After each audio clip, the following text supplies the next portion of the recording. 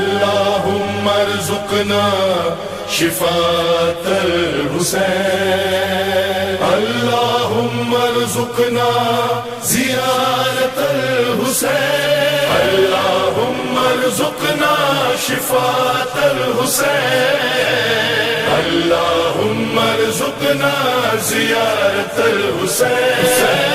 کسی راوی سے کامل الزیارات میں موجود ہے، وسائل الشیعہ کتاب الحج میں روایت موجود ہے، امام جعفر صادق علیہ السلام اللہم صلی علی محمد وآل محمد،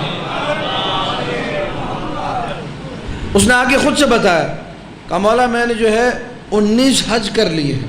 کتنے؟ 19 حج کر لی.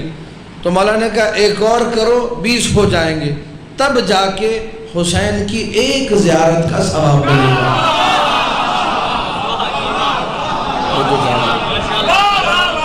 ذکر حسین ابن علی کو سنیے گا، تب جا کے ایک زیارت کا ثواب ملے گا.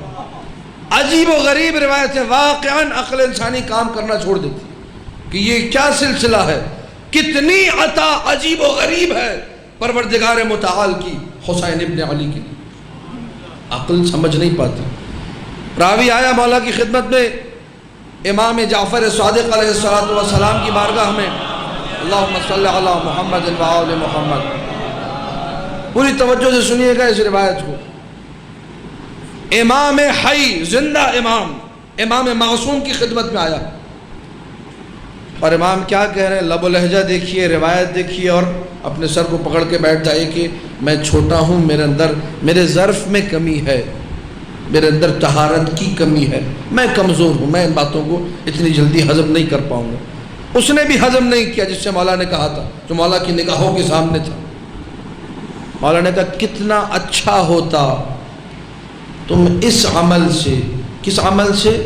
جعفر صادق کی زیارت، زندہ امام کی زیارت، اس سے زیادہ افضل عمل انجام دیتے.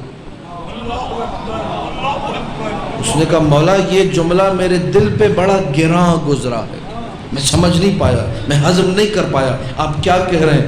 آپ کا محب ہوں، آپ کا چاہنے والا ہوں، آپ امام مفترض الطاعہ ہیں، آپ کی زیارت کو آیا ہوں، اور آپ کہہ رہے ہیں اس سے زیادہ افضل عمل. کہا اگر میرے غریب جب حسین کی زیارت کو جاتا، سلام اللہ علیک یا ابا عبداللہ، وہ عمل زیادہ افضل تھا. علماء نے ہیڈنگ لگائی، زندہ امام سے زیادہ فضیلت والی زیارت قبر حسین ابن علی کی ہے. چھٹے مولا ہی کا واقعہ ہے. بیمار ہوئے مدینہ میں، ایک شخص کو بھیجا، پیسے دیے، رستے کا خرچہ دیا، کہا جاؤ کربلا جا کر میرے لیے دعا کرو. یہ سیرت امام نے نسخہ بتایا، بیمار لا علاج ہے، شفا نہیں مل رہی ہے، کسی کو کربلا بھیجو، وہ تمہاری نیابت میں زیارت کرے، تمہارے لیے وہاں دعا کرے. اس بندے نے پیسے لیے، رستے کا خرچہ لیا.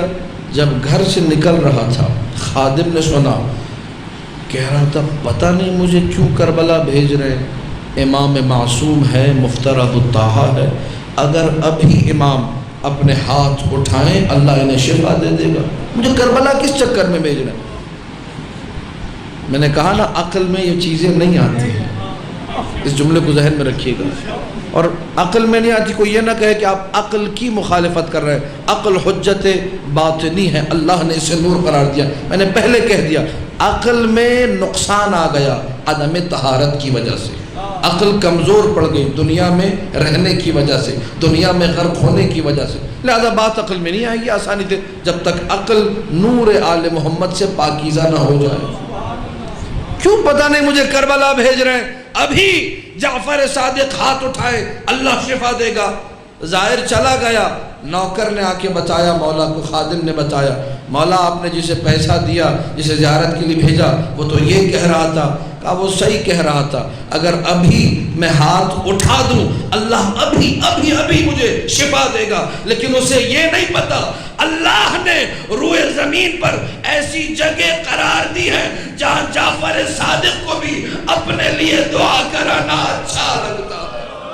سمجھیے گا کربلا کو، اجابت الدعاء تحت قربتے، دعائیں قبول ہوتی ہیں قبہ حسین کے نیچے۔ ہر امام احترام کرتا ہے زائر حسین کا۔ ابو ہاشم جعفری کو 10 میں مولا نے بھیجا زیارت کے لیے، وہ گیا، جب واپس آیا امام گھوڑے پر سوار تھے، جیسے ہی پتہ چلا ابو ہاشم جعفری کربلا سے واپس آیا، ظاہر حسین ہے، مولا گھوڑے سے نیچے اتر آئے، کہا میں ظاہر حسین کے احترام میں اتر آؤں، احترام ظاہر حسین۔ میں اب وہ کم ظرفی جس کا میں نے بار بار ذکر کیا، مجھے پتہ ہے بعض لوگوں کو جملہ برا لگا ہوگا، میرا اچھا جملہ، اچھی تعبیر نہیں ہے، لیکن میں اپنی بات کر رہا ہوں، ذاتی شخصی بات آپ پہ نہیں رکھے۔ میری کم ظرفی کیا ہے؟ امام ظاہر حسین کا، امام معصوم ظاہر حسین کا استقبال کرتے ہیں۔ میرے علاقے سے ظاہر جاتا ہے، میں استقبال نہیں کرتا، کہتا ہوں میرے سے ستارے نہیں ملتے، میرے سے معاملات خراب ہیں، میرے سے جھگڑا ہے، میں ظاہر حسین کا عنوان بھلا دیتا ہوں، اپنے جھگڑے کو آگے لے آتا ہوں۔ ہاں آپ بولیے یہ کم ظرفی ہے یا نہیں ہے؟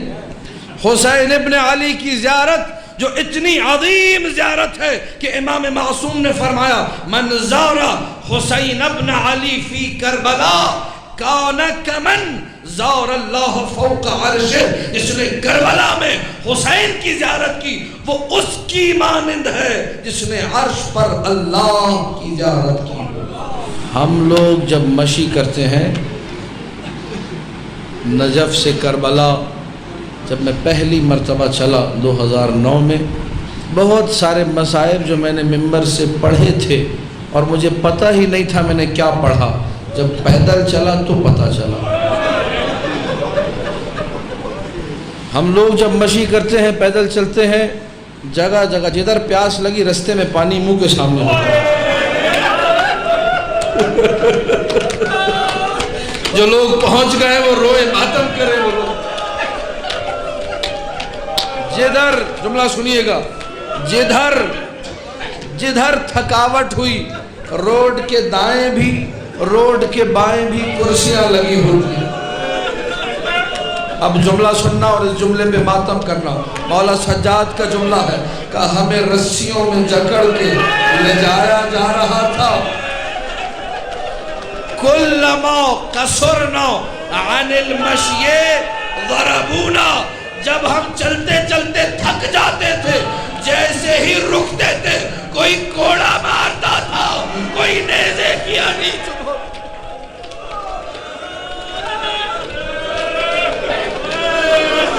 حسین کی زیارت ہے، حسین ابن علی کی زیارت ہے۔ ایک ہی روایت سن لیجئے، پھر مصائب کے چند جملے سناؤں گا، ایک روایت سن لیجئے۔ حسین ابن علی کی زیارت ہم لوگ بڑی آسانی سے کر لیتے ہیں، چاروں طرف استقبال ہو رہا ہے، کون آ رہا ہے؟ حسین کا زائر آ رہا ہے۔ ہر بندہ، لوگ لڑ رہے ہوتے ہیں، کئی جگہ میں نے لڑائی دیکھی، مشی کے رستے میں لڑائی ہو رہی تھی، بھئی کس بات پہ لڑائی ہو رہی ہے؟ کہ یہ لڑائی ہو رہی ہے زائروں کے اوپر کہ میں اپنے گھر لے جاؤں گا، وہ کہتے ہیں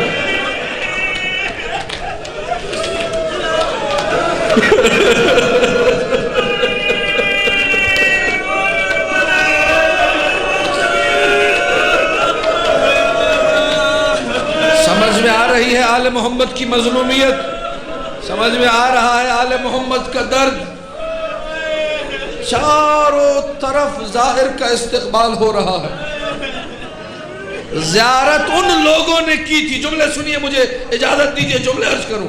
زیارت ان لوگوں نے کی تھی جو متوکل کے زمانے میں سالوں کا سفر پیدل کر کے زیارت ہوا، مہینوں چلتے تھے، جب روضہ حسین کے سامنے پہنچتے تھے گر جاتے تھے، مولا اب ہم سے قدم نہیں اٹھ رہے۔